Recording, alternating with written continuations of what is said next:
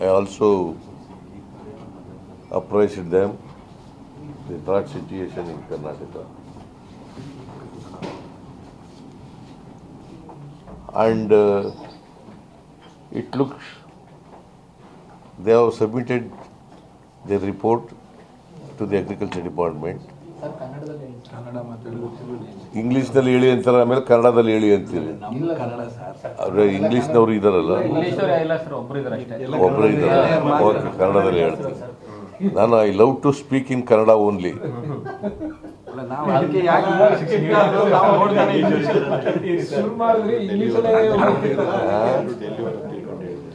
ಆಯ್ತಪ್ಪ, ಕನ್ನಡದಲ್ಲಿ ಹೇಳ್ತೀನಿ. ಮೊದಲನೇ ಇದು ಕೊಟ್ಟ ಮೇಲೆ, ಮೆಮೊರಾಂಡಮ್ ಕೊಟ್ಟ ಮೇಲೆ, ಮನವಿ, ಮೆಮೊರಾಂಡಮ್ ಅಂದರೆ ಮನವಿ, ಆ ಮನವಿ ಕೊಟ್ಟ ಮೇಲೆ ಕೇಂದ್ರದ ತಂಡ ಬಂದಿತ್ತು. ಆ ತಂಡ ಬಂದು 4ನೇ ತಾರೀಕಿನಿಂದ 9ನೇ ತಾರೀಕು, ಅಕ್ಟೋಬರ್ 4ರಿಂದ 9ನೇ ತಾರೀಕಿನವರೆಗೆ ಬರಪೀಡಿತ ಪ್ರದೇಶಗಳನ್ನು ಭೇಟಿ ಮಾಡಿದ್ರು.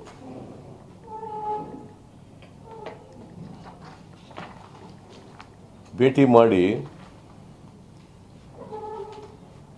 ಅವರು ವಸ್ತುಸ್ಥಿತಿಯನ್ನು ಅರ್ಥ ಮಾಡ್ಕೊಂಡಿದ್ದಾರೆ ಅಂತ ನಾನು ಅಂದ್ಕೊಂಡಿದ್ದೀನಿ.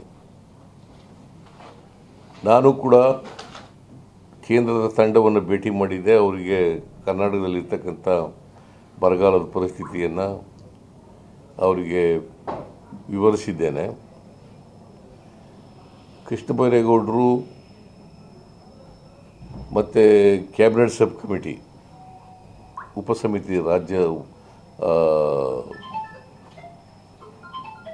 ಆ ಸಬ್ ಕಮಿಟಿ ಕೂಡ, ಕ್ಯಾಬಿನೆಟ್ ಸಬ್ ಕಮಿಟಿ ಕೂಡ ಭೇಟಿ ಮಾಡಿ ಕೃಷ್ಣ ಬೈರೇಗೌಡ, ಚಲುವರಾಯಸ್ವಾಮಿ ಆ್ಯಂಡ್ ಪ್ರಿಯಾಂಕ್ ಇವರೆಲ್ಲರೂ ಭೇಟಿ ಮಾಡಿ, ಚೀಫ್ ಸೆಕ್ರೆಟರಿಗಳು ಕೂಡ ಭೇಟಿ ಮಾಡಿ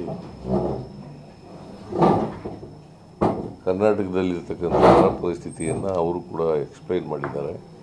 ಅವರು ಸ್ವತಃ ಹೋಗಿ ಫೀಲ್ಡ್ಗೆ ಹೋಗಿ ನೋಡಿದ್ದಾರೆ.